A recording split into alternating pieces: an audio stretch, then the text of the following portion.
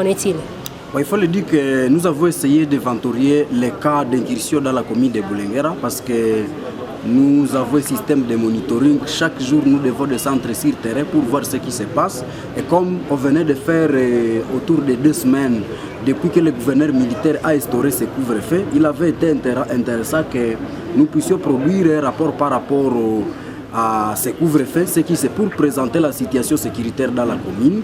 Mais madame, il faut vous dire que la situation elle est vraiment trop poreuse dans la commune parce que quand nous avons essayé de comptabiliser à terme d'argent déjà volé par ces bandits, nous avons été autour de 958 $ déjà emportés par des bandits.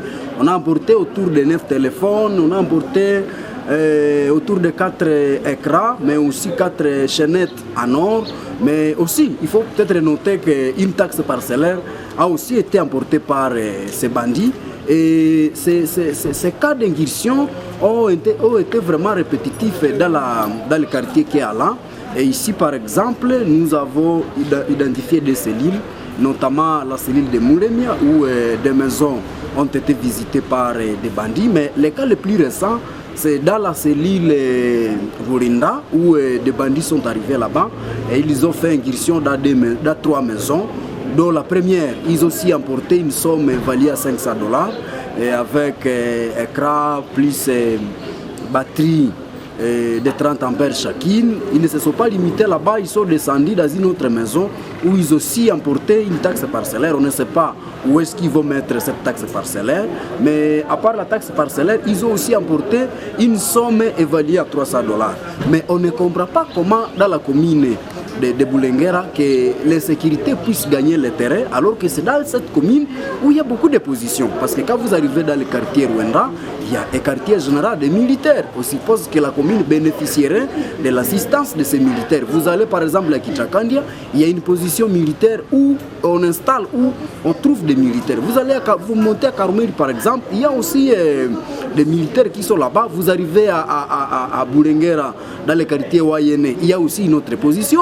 Vous allez à Kungutra, il y a aussi une autre position. Donc, c'est quoi les militaires en question qui font la sécurité là-bas? Ça veut dire que ce sont des militaires là qui aideraient à sécuriser maintenant la commune, mais on ne comprend pas comment la commune qui a beaucoup de positions soit encore une commune qui soit la plus insécurisée. C'est ainsi que nous lançons vraiment un appel très vibrant aux agents aux autorités qui sont chargées d'instaurer les couvre-feux, de travailler avec double vitesse, pas seulement de se limiter à attraper des gens qui ont violé la mesure du couvre-feu parce que la vie peut-être a été difficile et ils n'ont pas été en mesure de respecter ces couvre-feux instaurés par les gouverneurs, mais aussi un message par rapport à la population.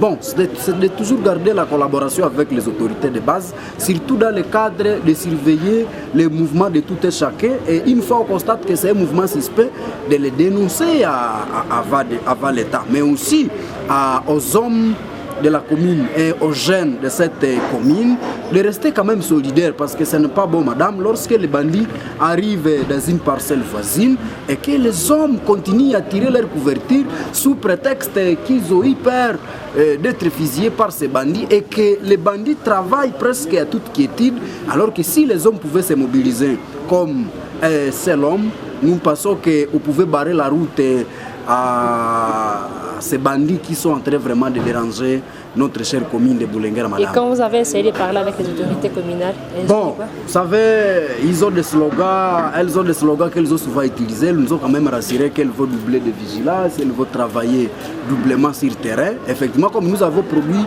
un rapport de 2 semaines, nous allons encore attendre, nous allons encore voir les moments qui nous restent, comment ça va être sur le terrain, parce que nous avons essayé de tenter d'échanger avec certaines autorités aussi militaires. Nous avons été à Kichakandi pour essayer de les voir, leur parler de la sécurité. Ils nous ont quand même garanti qu'ils vont vraiment travailler avec double vitesse. Nous attendons, nous on a besoin de la paix dans notre chère commune, mais lorsque les bandits peuvent venir nous dépouiller, nous dépiécer, c'est une manière pour ces bandits de nous appauvrir, mais c'est là qui ont la charge et la mission première de nous sécuriser.